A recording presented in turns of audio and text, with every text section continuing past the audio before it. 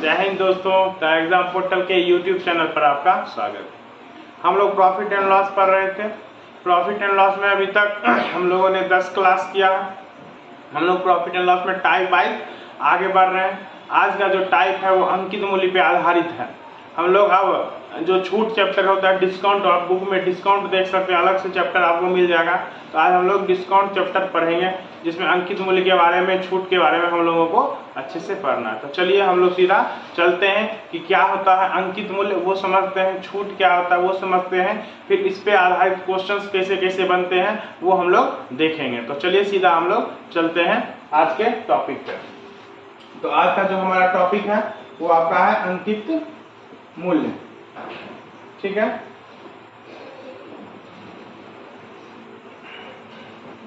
पहले हम लोग समझेंगे कि क्या होता है हम लोगों का अंकित मूल्य। अंकित मूल्य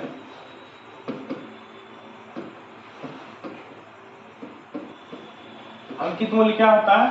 तो जिस मूल्य मतलब कोई वस्तु पे जो छपा हुआ मूल्य रहता है ना, उसी को हम लोग अंकित मूल्य बोलते हैं। जिस किसी वस्तु पे जो छपा हुआ मूल्य रहेगा वही उसका क्या कहलाएगा? अंकित मूल्य। और अंकित मूल्य को कभी कभी आप सूची मूल्य भी मिल सकता है, लिखा हुआ आपको सूची मूल्य, या छपा हुआ मूल्य भी इसको कहा जाता है, छपा हुआ मूल्य। ठीक है, ये सभी अंकित मूल्य कहलाते हैं। ये सभी क्या कहलाते हैं? अंकित मूल्य। तो होता क्या है जनरली कि जो छपा हुआ मूल्य रहता है या जो अंकित मूल्य होता है, हम उस पर छूट लेते हैं। क्या लेते हैं? छूट लेते हैं। मतलब जितना छपा हुआ है उससे हमको कुछ कम में दिया जाता है। तो जितना का कमी किया जाता है वो छपा हुआ मूल्य में, उसी को हम लोग बोलते हैं छूट। उसी को हम लोग क्या बोलते हैं? छूट। मतलब जो भी दाम है उस पे लिखा हुआ, उसमें जो भी रुपया का वो कमी करेगा, उतने रुपये को हम लोग क्या बोलेंगे कि उतने का वो छूट मिला। तो करने का मतलब छूट देने के बाद भी क्या किया जाता है? उसको बेचा जाता है। दुकानदार बेचेगा और ग्राहक जो होगा वो खरीदेगा। ठीक है, तो अंकित मूल्य जनरली दुकानदार के हिसाब से तय किया जाता है। ठीक है ना। तो अंकित मूल्य कैसे तैयार किया जाता है? तो जो लागत मूल्य होगा या जो भी सीपी होगा, दुकानदार क्या करेगा? अपने मन से उसको एडजस्ट करेगा। उसको कितना लाभ कमाना है वो देख के वो उसको बढ़ा देता है। ठीक है, और उसके बाद उस पर कुछ छूट देके उसको वो बेच दिया करता है। तो ठीक है, तो अंकित मूल्य हम लोग समझ गए कि अंकित मूल्य क्या होता है। एक होता है छूट, एक क्या होता है? छूट, जिसको हम लोग डिस्काउंट बोलते हैं। डिस्काउंट, या इसी को आप लोग बट्टा भी बोल सकते हैं, बट्टा, डिस्काउंट। ठीक है ना। छूट बोलिए या बट्टा बोलिए। तो छूट हमेशा याद रखिएगा, छूट हमेशा अंकित मूल्य पर दिया जाता है। छूट हमेशा किस पे दिया जाता है? अंकित मूल्य पे दिया जाता है। ठीक है, तो छूट हमेशा अंकित मूल्य पे दिया जाता है। तो आपसे छूट प्रतिशत पूछ सकता है। क्या पूछ सकता है? कि छूट प्रतिशत क्या होगा? तो छूट प्रतिशत, जैसे हम लोग क्रय मूल्य क्रय मूल्य मतलब पता रहता था तो हम लोग लाभ प्रतिशत या हानि प्रतिशत बता देते थे। मतलब क्रय मूल्य के हिसाब से लाभ या हानि का गणना होता था। पीछे पढ़े हैं हम लोग इस बात को।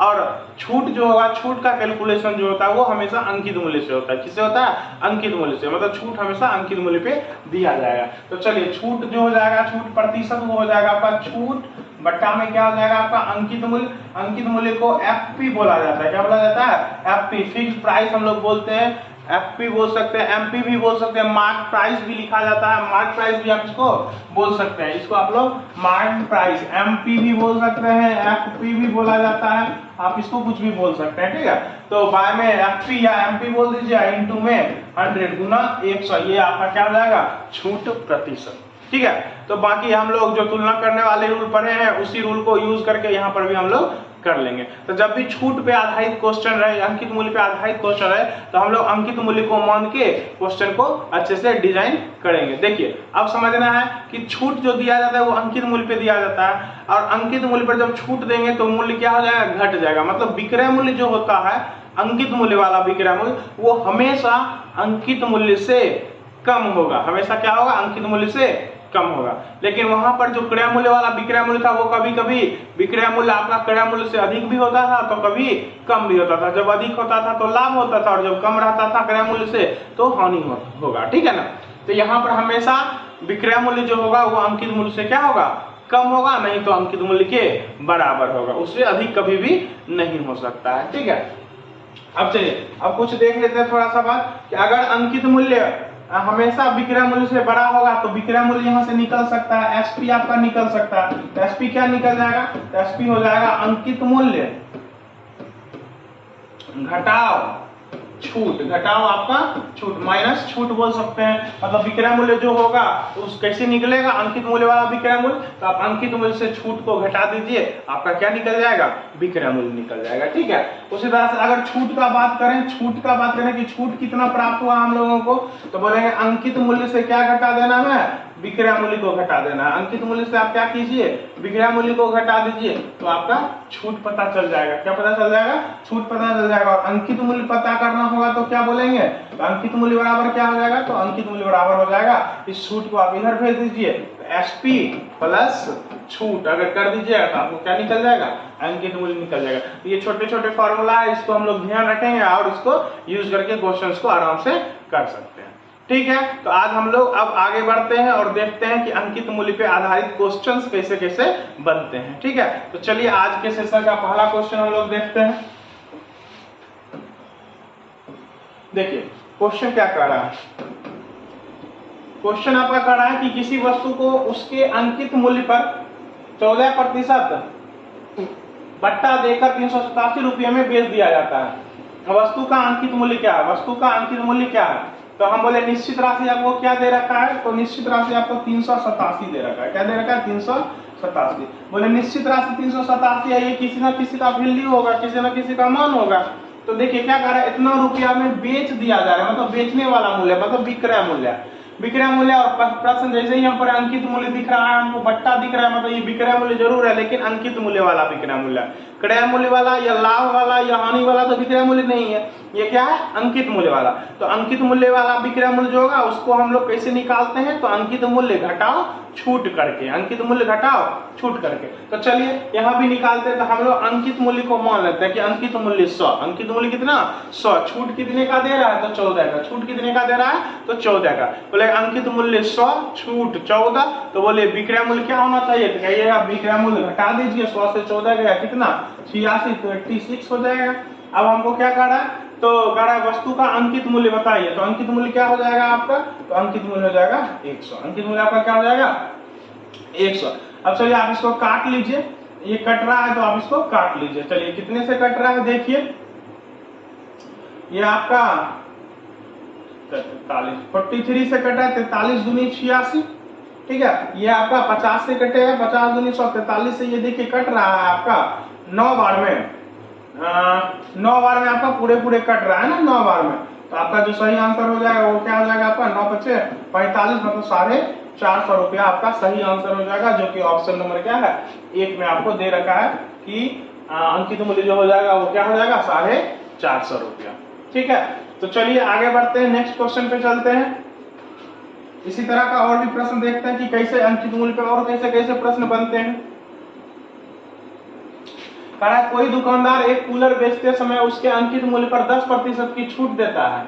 यदि वह 12% की छूट देता तो उसके द्वारा अर्जित लाभ में 35 रुपए की कमी हो जाती। सही बात है कि 10% पहले छूट दे रहा था, अब कह रहा अगर छूट 12% होती तो छूट बढ़ेगा, तो दुकानदार को तो घाटा लगेगा, वो दुकानदार को लॉस होगा, ग्राहक को फायदा होगा लेकिन दुकानदार को लॉस होगा। और यहाँ पर हम बोले ही थे कि अंकित मूल्य में हमेशा दुकानदार के हिसाब से दिया जाता है, ठीक है ना, सेट किया जाएगा। तो चलिए, तो 10% छूट दे रहा था लेकिन अगर 12 देता तो उसको 35 रुपया और उसका कमी हो जाता, उसका जो इनकम था वो और घट जाता।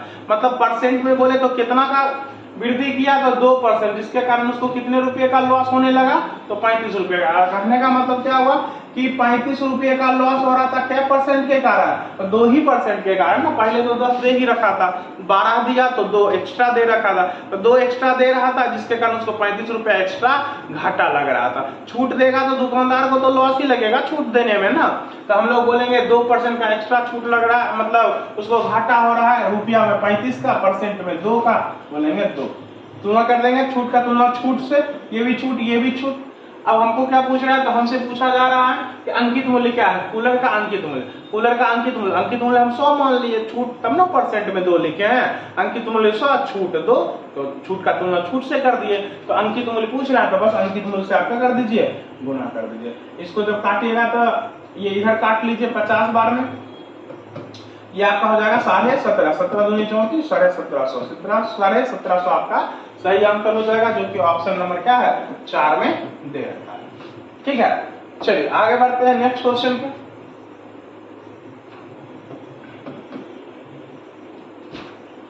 देखिए, एक पुस्तक विक्रेता ने बेची गई पुस्तकों पर 15% की छूट दी।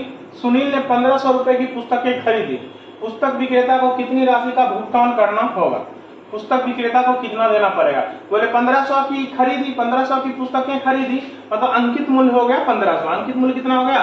1500, मतलब उसने टोटल 1500 की पुस्तकें खरीदी, मतलब अंकित मूल्य आपका कितना हो गया? 1500। तो बोलेंगे अंकित मूल्य का तुलना अंकित मूल्य से। अंकित मूल्य हम लोग मान लिए कि 100 है। अंकित मूल्य क्या मान लिए?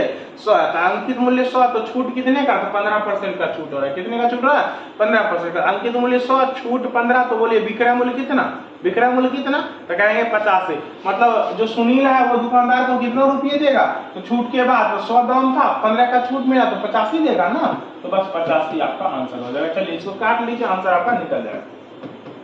15 5 75, 15 8 120 और 7 170, 1275 रुपये, 1275, जो कि ऑप्शन नंबर आपका क्या है? 3 में दे रखा है। तो हमारा जो सही आंसर हो जाएगा वो 1275 रुपया हो जाएगा। हम लोग क्या किए यहाँ पर? तो अंकित मूल्य का तुलना अंकित मूल्य से कर दिए। अंकित मूल्य 100 मान लिए। पूछ रहा है दुकानदार को कितना देना पड़ेगा? तो छूट के बाद कितना बच रहा है? तो बोले 100 का वस्तु 15 छूट पे बेचा जा रहा है, 85 में, तो 85 ही देना पड़ेगा ना। तो बस 85 से गुना कर दिए। चलिए आगे बढ़ते हैं नेक्स्ट क्वेश्चन पे। देखिए क्या है क्वेश्चन, कह रहा है यदि एक विक्रेता का कमीशन 28% है तो वह 7500 रुपए की कीमत का माल बेचने पर कितने रुपए कमाएगा? कमीशन का मतलब ही एक तरह से छूट ही बोलिए। कमीशन का मतलब ही बट्टा ही होता है, छूट ही होता है। आप आगे से कमीशन का मतलब भी यही समझिएगा, ठीक है, छूट या बट्टा।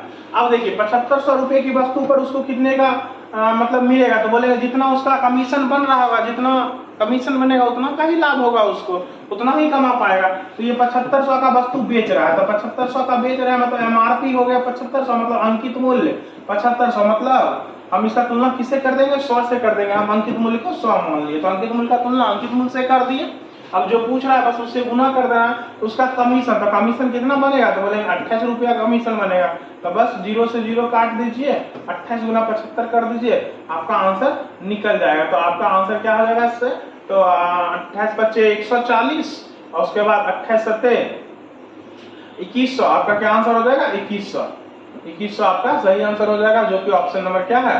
1 में दे रखा है। इसको गुना करने पे आपको क्या आएगा? 2100 आएगा। तो आपका सही आंसर क्या हो जाएगा? 2100। ठीक है, तो हमारा सही आंसर क्या हो जाएगा? 2100।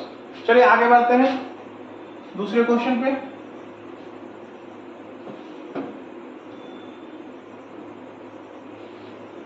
देखिए क्या कर रहा है क्वेश्चन, किसी व्यापारी ने बिक्री के समय सिले सिलाए वस्तुओं के मूल्यों पर 25% की छूट देने की घोषणा की है। यदि कोई खरीदार 400 रुपए की छूट लेना चाहता है तो उसे 320 रुपए का मूल्य वाली कितने कमीजें खरीदना पड़ेगी? अब उसको टोटल 400 का छूट चाहिए। उसको कितने का छूट चाहिए? 400 का छूट चाहिए। और छूट जो मिल रहा है वो कितने का मिल रहा है? 25% का। चलिए, मतलब 25% का उसको छूट मिल रहा है और उसको 400 रुपए का छूट चाहिए। ओवरऑल उसको 400 रुपए का छूट चाहिए। तो निश्चित राशि में 400 आपका छूट हो गया। क्या हो गया? छूट का। तो छूट का तुलना किससे कर देंगे? छूट से। छूट कितने का दे रहा है? तो प्रतिशत में छूट तो 25 ही है ना, तो 25 से कर देंगे। और हमसे ये पूछा जा रहा है कि संख्या में कितना, तो पहले हम ये पता कर लेते हैं कितने रुपए का सामान खरीदा जाएगा, मतलब अंकित मूल्य पता कर लेते हैं। तो चलिए अंकित मूल्य हम लोग पता कर लेते हैं। तो अंकित मूल्य 100, आप 25 से काट दीजिए 4 बार में, 4 चुका 1600, मतलब 1600 का सामान उसको खरीदना पड़ेगा अगर उसको 400 का छूट लेना है। ठीक है, 400 का छूट लेने के लिए उसको कितने का सामान खरीदना पड़ेगा? 1600। अब एक वस्तु का दाम 320 रुपया है, एक वस्तु का दाम कितना है? 320 रुपया। तो 1600 में वो कितनी वस्तुएं खरीद पाएगा ये आपको बताना है। तो हम लोग क्या करेंगे, 1600 में 320 से क्या कर देंगे? डिवाइड कर देंगे। हमको पता चल जाएगा कि इतनी वस्तुएं खरीदना पड़ेगा। 3 से 5 बार में 15, 20, 2500 पूरा पूरा कट रहा है 5 बार में। तो हमारा जो सही आंसर हो जाएगा कितना? 5 वस्तुएं, मतलब उसको 5 वस्तुएं खरीदना पड़ेगा। ठीक है, चलिए आगे बढ़ते हैं। इसी तरह के और भी एक आध दो प्रश्न हैं जिसको हम लोग देखते हैं। देखिए, कह रहा एक वस्तु का अंकित मूल्य 800 रुपया है, उसे मौसम समाप्ति के बाद 736 रुपए में बेचने का प्रस्ताव है, तदनुसार प्रस्तावित छूट कितनी है? तो प्रस्तावित छूट मतलब ये परसेंट में छूट दे रखा है ना, मतलब छूट परसेंट आपसे पूछा जा रहा है, छूट का प्रतिशत आपसे पूछा जा रहा है, डिस्काउंट परसेंट आपसे पूछा जा रहा है। तो चलिए देखते हैं। तो बोले डिस्काउंट परसेंट, हम लोग छूट के बारे में पढ़े हैं। छूट प्रतिशत बराबर क्या बताए थे? तो फॉर्मूला हम लोग तुरंत लिखाए थे, छूट बाय में एफपी या एमपी मार्क प्राइस हम लोग जिसको बोलते हैं इनटू 100। तो आपको छूट पता करना पड़ेगा छूट प्रतिशत निकालने के लिए। तो 800 का वस्तु 736 रुपया में दिया जा रहा है, बताइए कितने का छूट मिल रहा है उसको? तो बोलेंगे 736 में दिया जा रहा है 800 का वस्तु, तो बोलेंगे कितने का छूट मिल रहा है? तो 64 रुपए का छूट मिल रहा है। तो छूट को ऊपर में लिखेंगे, नीचे में एमपी मार्क प्राइस कितना? तो 800, 800 नीचे में लिखेंगे, इंटू 100 कर देंगे। तो 100 0 से 0 काट देंगे, 8 से 8 बार में, तो 8% का उसको छूट मिलेगा। कितने का छूट मिलेगा? 8%, जो कि ऑप्शन नंबर आपका क्या है? 4 में दे रखा है। तो हमारा जो सही आंसर हो जाएगा वो ऑप्शन नंबर 4, 8% हो जाएगा। ठीक है, चलिए आगे बढ़ते हैं नेक्स्ट क्वेश्चन पे।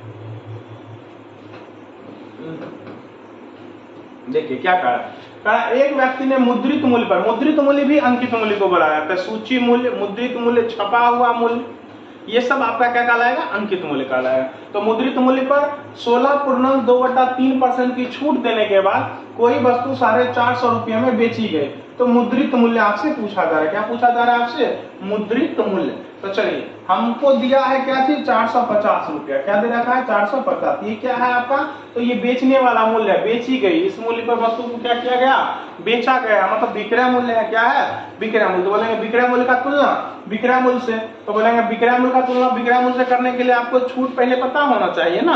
अंकित मूल्य 100, छूट इतने का है। अंकित मूल्य अगर 100 मानते तो छूट कितने का? इतने का 16.2/3। अगर इसको हम तोड़ के लिखें 16.2/3 को, तो ये होता है आपका 16 × 48 = 50/3, 50/3। अगर परसेंट को उड़ा दें, इस परसेंट को दिया जाएगा 0। मतलब इसका मतलब क्या हुआ? इसका मतलब हुआ 50 का छूट तब मिलेगा जब अंकित मूल्य कितना हो? 300। अंकित मूल्य कितना हो? 300। क्योंकि अंकित मूल्य हमेशा छूट पे दिया, छूट हमेशा अंकित मूल्य पे दिया जाता है। ऊपर में छूट, नीचे में अंकित मूल्य, ऊपर में छूट, नीचे में अंकित मूल्य। मतलब 50 का छूट मिलेगा। इसका मतलब क्या हुआ? 16.2/3% का मतलब क्या हुआ? इतने का छूट का मतलब, इसका मतलब ये हुआ 50/300। मतलब 50 का छूट मिलेगा कब? जब अंकित मूल्य 300 हो। हम इस प्रश्न में अंकित मूल्य 100 नहीं मानेंगे, क्योंकि 100 में कैलकुलेशन क्या हो जाएगा हमारा? टफ हो जाएगा। तो हम 100 नहीं 300 मान लेते हैं कि अगर अंकित मूल्य 300 तो छूट 50 का, तो बोलिए विक्रय मूल्य कितना? तो कहेंगे 250 का। तो बस विक्रय मूल्य का तुलना हम लोग क्या कर देंगे? विक्रय मूल्य से कर देंगे। हमसे अंकित मूल्य पूछा जा रहा है, अंकित मूल्य कितना? 300 का, बस 300 से क्या कर दीजिए? गुना कर दीजिए।